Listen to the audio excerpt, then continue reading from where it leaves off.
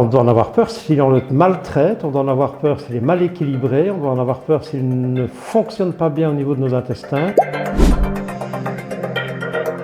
Il se fait que nous avons des microbiotes au niveau de tous les organes, au niveau de la peau, au niveau de la sphère ORL, au niveau gynéco, au niveau pulmonaire, mais le plus connu, le plus célèbre, le plus étudié, c'est le microbiote intestinal.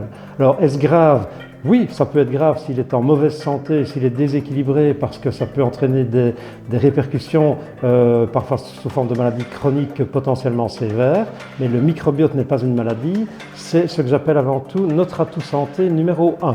On doit en avoir peur si on le maltraite, on doit en avoir peur s'il est mal équilibré, on doit en avoir peur s'il ne fonctionne pas bien au niveau de nos intestins, parce que le microbiote a des impacts majeurs au niveau intestinal. Nous hébergeons, nous nourrissons des centaines de milliers, de milliards de microbes, toute une série de microbes de composition, de structures et de fonctionnalités différentes, et ils sont là pour nous rendre service, pour autant qu'ils fonctionnent en harmonie et en harmonie avec notre corps.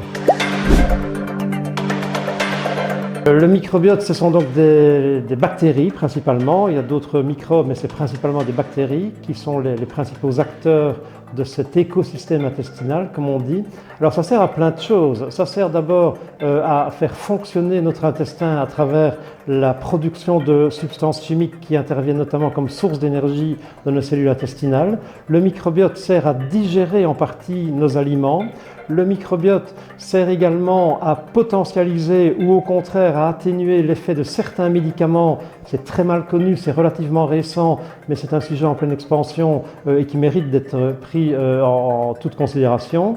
Le microbiote, ça sert à énormément de choses utiles au niveau de l'intestin, parce que c'est là que ces bactéries habitent et travaillent, mais c'est également un allié majeur au niveau de notre santé cardiovasculaire et de notre équilibre psychocognitif, psycho-émotionnel, comme on dit.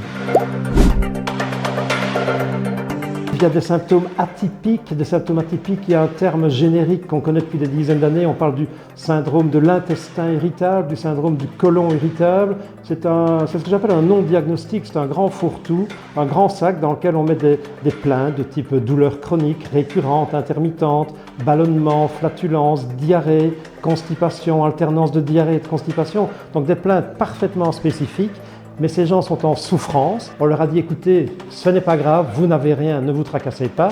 Ok, ce n'est médicalement pas grave, mais ces patients sont en souffrance.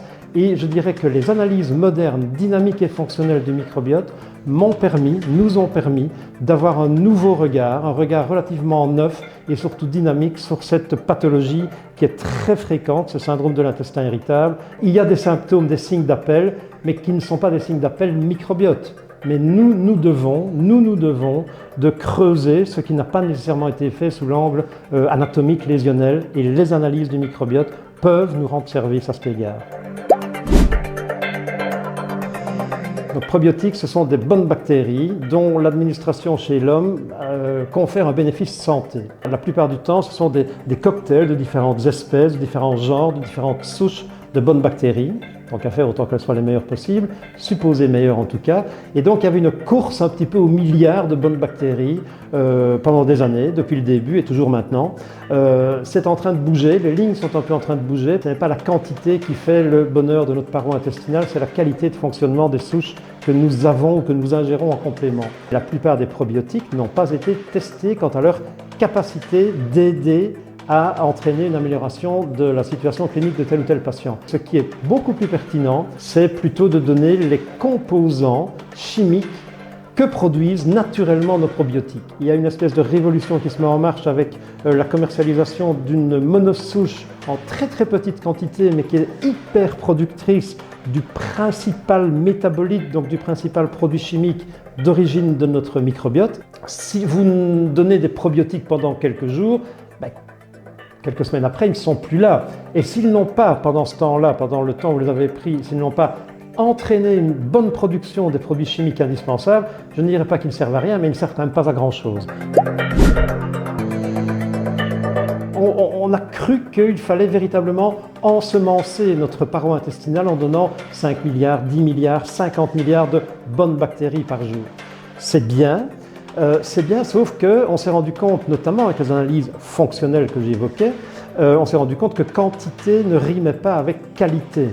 Donc les probiotiques, oui, on peut le réparer, mais il faut surtout essayer de réparer la fonctionnalité du microbiote. La qualité, l'impact du microbiote sur notre intestin et au-delà, à travers d'ailleurs la qualité de la barrière intestinale, réparer la barrière intestinale, c'est pas nécessairement en prenant 50 milliards de bonnes bactéries que ça marche, c'est en prenant les bonnes bactéries, les bonnes souches, bien productrices, hyper productrices, ou en donnant directement ces postbiotiques sous forme de compléments alimentaires. La malbouffe n'est pas du tout un facteur de bon équilibre microbiotique, ça se voit d'ailleurs dans les analyses, même si les patients ne le disent pas de prime abord, il faut privilégier une alimentation riche, variée, équilibrée et colorée, comme on dit dans notre jargon en nutrithérapie, en nutrition.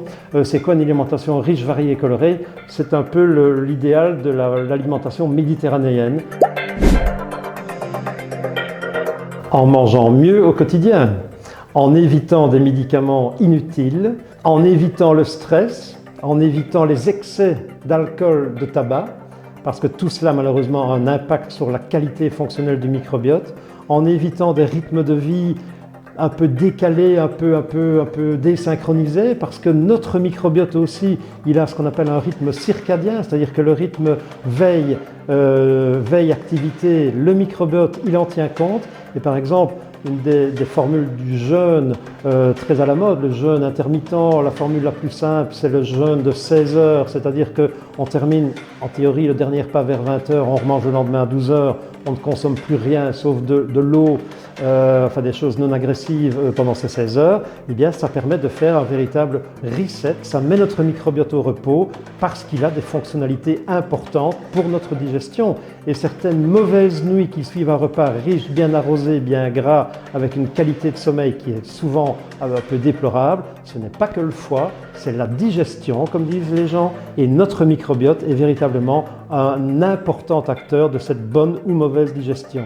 Donc prenons soin de lui, il prendra soin de nous.